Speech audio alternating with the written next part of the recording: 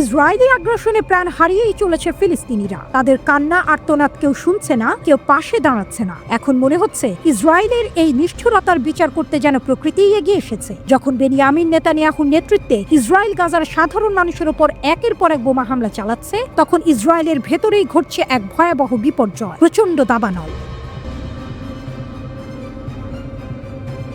আগুন ঘিরে পড়েছে অনেক এলাকা। ইসরায়েলিরা জীবন বাঁচাতে গাড়িতে করে পালিয়ে যাচ্ছে।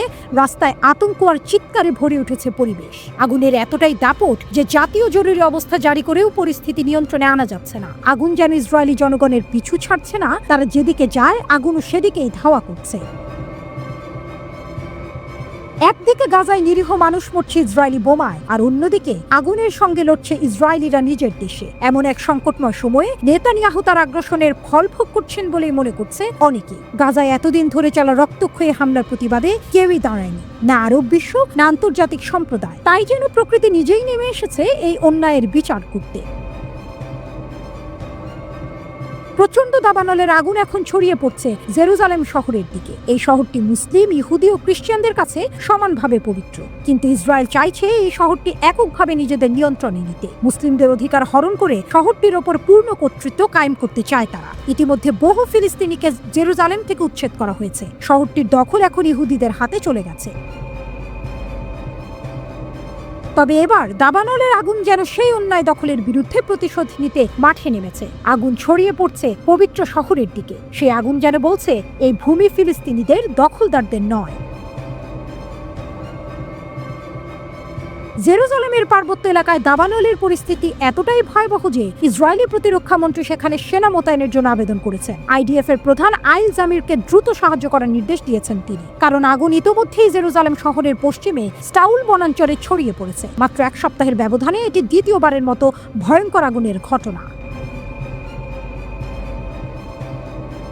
রাজধানীর পাশের পাহাড়ি এলাকাগুলোতেও আগুন লেগেছে, মানুষজনকে সেখান থেকে সরিয়ে নেওয়া হয়েছে। জেরুজালেমের অন্তত 5টি অঞ্চল আগুন ছড়িয়ে পড়েছে। প্রচন্ড গরম এবং প্রবল বাতাসের কারণে আগুন দ্রুত ছড়িয়ে পড়েছে, আর ফায়ার সার্ভিসের কর্মীরা আগুন নিয়ন্ত্রণে হিমশিম খাচ্ছেন। পরিস্থিতি এতটাই ভয়াবহ যে কমপক্ষে 5টি এলাকা থেকে মানুষজনকে নিরাপদ স্থানে সরিয়ে নিতে হয়েছে।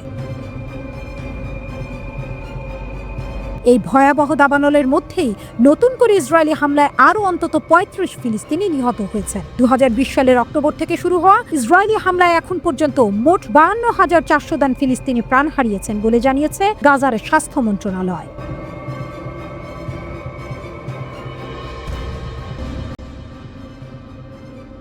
গাজা যুদ্ধের মধ্যে ইসরায়েলি সেনাবাহিনী সেনা ঘাটতির সম্মুখীন। বর্তমানে তাদের 10,000 সৈন্যের অভাব রয়েছে, যার মধ্যে 7,000 সৈন্য যুদ্ধ ইউনিটে রয়েছে। এ কারণে যুদ্ধের ক্ষয়ক্ষতি বাড়ার সাথে সাথে সেনাবাহিনীর কাজের মেয়াদও বাড়ানো হয়েছে এবং রিজার্ভের সংখ্যা কমেছে। ইসরায়েলি সেনাবাহিনী স্বীকার করেছে তাদের জনবল সংকট গভীরে হয়েছে এবং এ কারণে তারা 10,000 সৈন্যের অভাব অনুভব করছে। চলমান যুদ্ধ এবং হারেদিনদের মধ্যে নিয়োগের সমস্যা ইসরায়েলি সেনাবাহিনীতে বড় প্রভাব ফেলেছে। এই পরিস্থিতিতে সেনাবাহিনী বাধ্যতামূলক সামরিক পরিষেবার মেয়াদ 4 মাস বাড়িয়েছে। সংবাদপত্র ইয়েদিয়ত জানিয়েছে এই বৃদ্ধি আনুষ্ঠানিকভাবে রিজার্ভ পরিষেবা হিসেবে শ্রেণীবদ্ধ করা হয়েছে, যাতে সৈন্যরা তাদের 3 বছরের সামরিক দায়িত্ব সম্পন্ন করতে পারেন। ইসরায়েলের এই বাড়ানো পরিষেবাটি কয়েক মাসের তীব্র যুদ্ধ এবং অনেক হতাহতের পর সেনাবাহিনীর শক্তি বজায় রাখার জন্য একটি অস্থায়ী সমাধান হিসেবে দেখা হচ্ছে। এই বাড়ানো মেয়াদ ইসরায়েলি সেনাবাহিনীর রিজার্ভ বাহিনীর ওপর চাপ কমাতেও সাহায্য করে, যাদের অনেকেই দীর্ঘ সময় ধরে মোতায়েন হয়েছেন, ফলে আর্থিক চাপ সৃষ্টি হচ্ছে।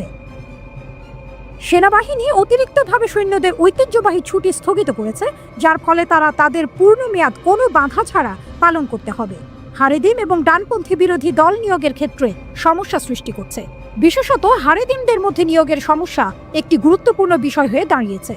পূর্ববর্তী সরকার বাধ্যতামূলক চাকরির মেয়াদ 2 বছর 8 মাস থেকে 3 বছর বাড়ানোর আইন প্রণয়নের চেষ্টা করেছিল, কিন্তু চরম ডানপন্থী দলগুলো এর বিরোধিতা করে, যারা তাদের নির্বাচনী এলাকার জন্য সামরিক চাকরির ছাড় চেয়েছিল। এই সৈন্যদের ঘাটতি ইসরায়েলের বসতি স্থাপনকারীদের মধ্যে সামরিক বাধ্যবাধকতা নিয়ে বিভাজনকে সামনে এনেছে। গাজা যুদ্ধের সময়ে ইসরায়েলি সেনাবাহিনীর ক্ষয়ক্ষতি আরও বৃদ্ধি পেয়েছে, কারণ যুদ্ধের পুনরায় শুরুর পর থেকে মানবীয় ক্ষতির পরিমাণ বেড়েছে। ফিলিস্তিনি প্রতিরোধ বাহিনী দখলকৃত ফিলিস্তিনি অঞ্চলের গভীরে বিশেষ অভিযান চালানোর পাশাপাশি অতর্কিত হামলা এবং অভিযান পরিচালনা করে অনেক ইসরায়েলি সৈন্যকে হতাহত করেছে। যুদ্ধ যত এগিয়ে যাচ্ছে, ইসরায়েলি নেতৃত্ব ক্রমবর্ধমান চাপের মুখোমুখি হচ্ছে এবং গাজায় সামরিক অভিযান চালিয়ে যাওয়ার ক্ষেত্রে আরও চ্যালেঞ্জের মুখোমুখি হচ্ছে। ইসরায়েলের বিরোধী দলের প্রধান ইয়ার লাপিদ হারেদি বা অর্থোডক্স সম্প্রদায়ের ইসরায়েলি সেনাবাহিনীতে কাজ না করার সমালোচনা করে বলেছেন, শাসক গোষ্ঠীর মন্ত্রিসভা এই সম্প্রদায়ের ইচ্ছার প্রতি সমর্থন করে রিজার্ভ সৈন্যদের বোঝা আরও ভারী করছে। সাবেক ইসরায়েলি প্রধানমন্ত্রী নাফতালি বেনেটও সরকারের সেনাবাহিনীতে কর্মীদের তীব্র ঘাটতির কথা স্বীকার করেছেন। বেনেট বলেন, এমন সময় কখনো আসেনি যখন ইসরায়েলি শাসন ব্যবস্থার এত পরিমাণ সামরিক বাহিনীর প্রয়োজন হয়েছিল। নাফতালির মতে, ইসরায়েলি সেনাবাহিনীতে বর্তমানে 20,000 সৈন্যের অভাব রয়েছে। ইসরায়েলি সংবাদ মাধ্যমের রিপোর্ট অনুযায়ী ইসরায়েলি সামরিক বাহিনী গত কয়েক মাসে নিয়মিত সৈন্য সংকটে ভুগছে। আলট্রা অর্থোডক্স ইহুদিদের সেনাবাহিনীতে না নেওয়া এবং রিজার্ভ সৈন্যদের 30 থেকে 40% ছুটি নেওয়ার কারণে এই সংকট আরও বেড়েছে। দীর্ঘদিন ধরে চলমান যুদ্ধে সৈন্যরাও ক্লান্ত হয়ে পড়েছে।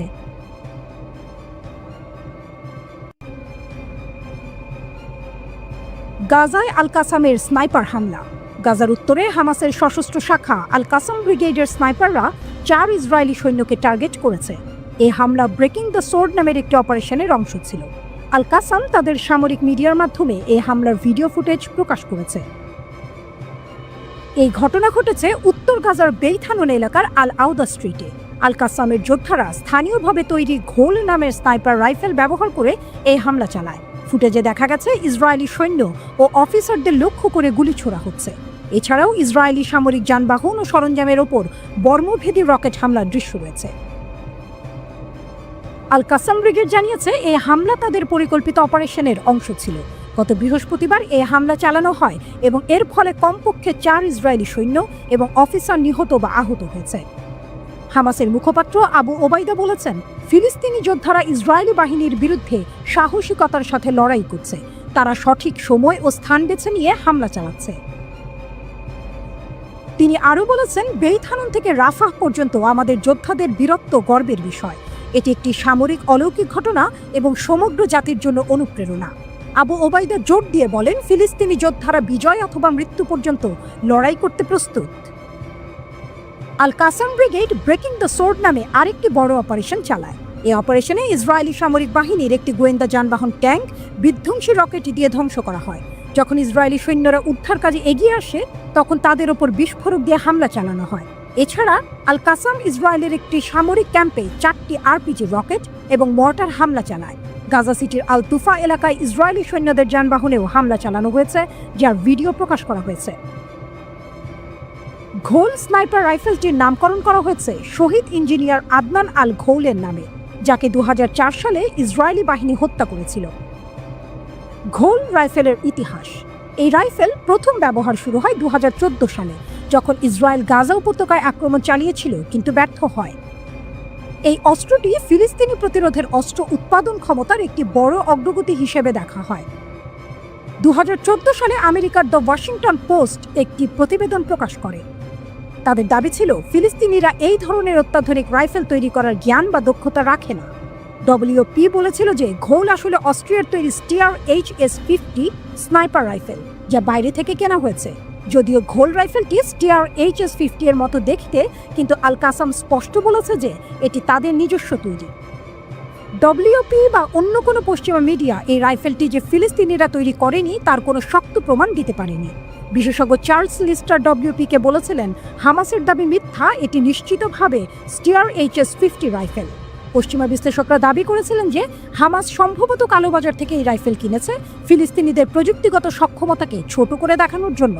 কিন্তু আল কাসাম জোর দিয়ে বলেছে যে ঘোল রাইফেল সম্পূর্ণভাবে গাজায় স্থানীয়ভাবে তৈরি করা হয়েছে। এটি ফিলিস্তিনি প্রতিরোধের প্রযুক্তিগত উন্নয়নের একটি বড় উদাহরণ।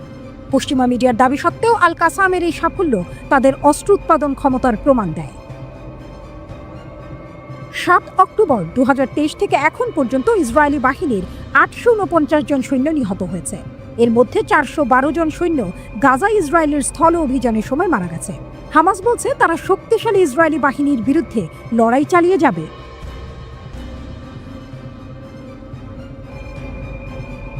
অন্ধকার যখন ঘনিয়ে আসে, আলো তখন নিজেদের ভাষায় কথা বলে, আর সেই ভাষা ছিল আগুনের, ছিল বারুদের। গাজা উপত্যকার উত্তর প্রান্তে বেইত হানুনে এক নিঃশব্দ ভোরে ইতিহাসের আরেকটি অধ্যায় রচিত হলো। হামাসের আল কাসাম ব্রিগেড ইসরায়েলি দখলদার বাহিনীর হৃদয়ে ঝাঁপিয়ে পড়ে এক আক্রমণের বর্ণময় কাব্য রচনা করল। হঠাৎ করে বাতাস ভারী হয়ে উঠেছিল। ব্রেকিং দ্য সর্ড নামে এক অভিযানে আল কাসাম যোদ্ধারা পূর্ব বেইত হানুনে আঘাত হানে, যেন যুদ্ধক্ষেত্রে বাজ পড়েছে। একের পর এক বিস্ফোরণে কেঁপে ওঠে ভূমি। একটি ইসরায়েলি স্টর্ম সামরিক জিপ, যে গাড়ির কাছে ছিল যুদ্ধের আত্মবিশ্বাস, মুহূর্তেই ছিন্ন ভিন্ন হয়ে পড়ে একটি ট্যাঙ্ক বিরোধী ক্ষেপণাস্ত্রের স্পর্শে। আঘাতটি ছিল নিখুঁত। এর শব্দ ছিল না কেবল ধ্বংসের, বরং ছিল প্রতিরোধের প্রতিজ্ঞা। হামাস জানিয়েছে এই আক্রমণে নিশ্চিতভাবে হতাহতের ঘটনা ঘটেছে। ইসরায়েলি বাহিনীর আত্মবিশ্বাস তখন টালমাটাল। আহতদের উদ্ধারে যখন ছুটে আসে আরো সেনা, তখনই শুরু হয় দ্বিতীয় অধ্যায়। একটি টিভি 3 টাইপ বিস্ফোরক ডিভাইস দিয়ে সেই বাহিনীকে লক্ষ্য করে চালানো হয় মারণ আঘাত। এটা ছিল পরিকল্পনার অংশ। একে একে সব দরজা বন্ধ হয়ে যাচ্ছিল। আল কাসাম জানিয়েছে এই দ্বিতীয় হামলায় অনেক ইসরায়েলি সৈন্য নিহত ও আহত হয়েছে। তবে অভিযান এখানেই শেষ নয়, এক নতুন মোড়ের শুরু তখন। হামাস যোদ্ধারা আরও এগিয়ে গিয়ে 4টি আরপিজি এবং মর্টার শেল দিয়ে এক ইসরায়েলি সামরিক ঘাঁটিতে হামলা চালায়। তাণ্ডব যেন থামতেই চাইছিল না। গাজার আল তুফা পাড়ার কাছাকাছি গাড়িগুলোর ক্ষতিগ্রস্ত চিত্র প্রকাশ করেছে হামাসের সামরিক মিডিয়া। ধ্বংসস্তূপের ছায়ায় দাঁড়িয়েছিল এক বিজয়ের আলেখ্য। প্রতিটি ফুটেজ যেন চিৎকার করে বলছিল, আমরা এখনো আছি, আমরা এখনো প্রতিরোধ করি। এরপর লক্ষ্যবস্তু হয় আরও 2টি বড় সামরিক যান, একটি ম্যারকাভা ট্যাঙ্ক এবং একটি D9 বুলডোজার। এই দুটোই ইসরায়েলি সেনাবাহিনীর শক্তির প্রতীক। জাবাল আল সুরানি এলাকায় এই যানগুলোতে চালানো হয় 105 মিমি ক্ষেপণাস্ত্রের নিখুঁত আঘাত। হামলার পর আগুন জ্বলে ওঠে, শক্তির প্রতীকগুলো মুহূর্তে রূপান্তরিত হয় ধ্বংসস্তূপে। হামাস জানিয়েছে এই হামলা 2টো যানকেই সম্পূর্ণ অক্ষম করে দিয়েছে এবং এখানেই ফুটে ওঠে হামাসের কৌশলগত প্রজ্ঞা। একাধিক ধাপে সুনির্দিষ্ট সময় জ্ঞান ও পরিকল্পনার মাধ্যমে এই জটিল অভিযানটি পরিচালিত হয়েছে। ইসরায়েলি সংবাদ মাধ্যম নিশ্চিত করেছে 1 সৈন্য নিহত এবং আরও 4 জন গুরুতর আহত হয়েছে। টুইস্ট আসে এখানে, ঠিক যে স্থানে এই অ্যাম্বুশ, কয়েকদিন আগেই তা পরিদর্শন করেছিলেন ইসরায়েলের প্রধানমন্ত্রী বেনিয়ামিন নেতানিয়াহু ও পররাষ্ট্রমন্ত্রী ইসরায়েল কাটস। এ যেন এক প্রতীকী জবাব। নেতাদের পদচিহ্নের পথেই হামাস ছড়িয়ে দিয়েছে বিস্ফোরক বার্তা। আল কাসাম এই হামলাকে বলেছে প্রতিরোধের সাফল্য। তারা বলেছে এই আক্রমণ প্রমাণ করেছে তাদের যোদ্ধারা এখন দখলদার বাহিনীর মুখোমুখি যুদ্ধে নামার ক্ষমতা রাখে। এই যুদ্ধ শুধু অস্ত্রের নয়, মনস্তত্ত্বেরও। প্রতিটি বিস্ফোরণ ছিল এক ধাক্কা ইসরায়েলি আত্মবিশ্বাসে, প্রতিটি আঘাত ছিল এক ধাক্কা তাদের কৌশলে। যুদ্ধের ময়দানে গর্জে উঠেছে এক দল সাহসী তরুণ, যারা জানে স্বাধীনতা ছিনিয়ে আনতে হলে কিছু অধ্যায় আগুন দিয়ে লিখতে হয়। তলোয়ার ভাঙার নামে এই অভিযান ছিল তাৎপর্যপূর্ণ। এই আক্রমণ কাঁপিয়ে দিয়েছে ইসরায়েলের আভিজাত প্রতিটি স্টর্ম গাড়ি, প্রতিটি ট্যাঙ্ক, প্রতিটি D9 বুলডোজার এখন জানে যুদ্ধের মাঠে এখন আর একতরফা দম্ভ চলে না। গাজার ধুলায় গড়াগড়ি খাচ্ছে ইসরায়েলি অস্ত্র, বাতাসে ভাসছে বার্তা, আমরা এখনো আছি। হামাস আবারও প্রমাণ করেছে প্রতিরোধের ভাষা হারিয়ে যায় না। তারা দেখিয়েছে যখন দখলদার আসে তখন প্রতিরোধ হয় অনিবার্য। এটি ছিল আল কাসামের এক সুসজ্জিত অভিযান, যেখানে বারুদের গন্ধেই লেখা হয়েছে গৌরবের ইতিহাস।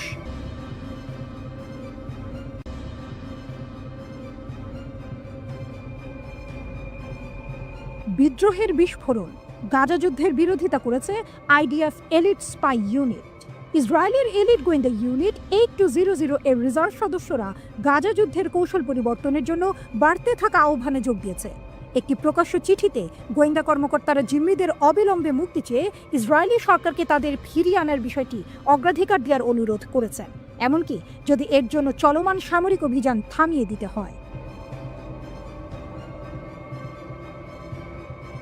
চিঠিটি ইসরায়েলের রিজার্ভ বাহিনীর মধ্যে বাড়তে থাকা অসন্তোষের প্রতিফলন ঘটায়, বিশেষ করে এলিট ইউনিট 8200 এর বর্তমান এবং সাবেক সদস্যদের মধ্যে, যারা আইডিএফে তাদের প্রযুক্তিগত এবং গোয়েন্দা দক্ষতার জন্য পরিচিত। জরুরি হস্তক্ষেপের জন্য আমরা বিমান ক্রুদের তাদের দাবিতে সমর্থন করি, চিঠিতে বলা হয়েছে। ইসরায়েলি সংবাদ মাধ্যম কানের প্রতিবেদনে জানানো হয়, স্বাক্ষরকারীদের মধ্যে শত শত রিজার্ভ সৈন্য এবং সাবেক অফিসার ছিলেন। চিঠির বার্তাটি পরিষ্কার ছিল, আমরা বিশ্বাস করি যে ব্যক্তিগত এবং রাজনৈতিক স্বার্থ এখন সংঘাতকে এগিয়ে নিয়ে যাচ্ছে। স্বাক্ষরকারীরা জোর দিয়ে বলেন, যুদ্ধ এখন জাতীয় নিরাপত্তার চেয়ে রাজনৈতিক এজেন্ডা পূরণের জন্য ব্যবহৃত হচ্ছে। এই চিঠিতে সক্রিয় ডিউটি বিমান বাহিনীর কর্মীদের সাম্প্রতিক প্রতিবেদনের প্রতিধ্বনি শোনা যায়, যারা জিম্মিদের অবিলম্বে দেশে ফিরিয়ে আনার দাবিও করেছেন, এমনকি যদি এর জন্য সামরিক খরচ বৃদ্ধি পায়। আইডিএফ এর ডাক্তার, নৌ কর্মকর্তা এবং অন্যান্য রিজার্ভ সৈন্যরাও একই ধরনের আবেদন করেছেন।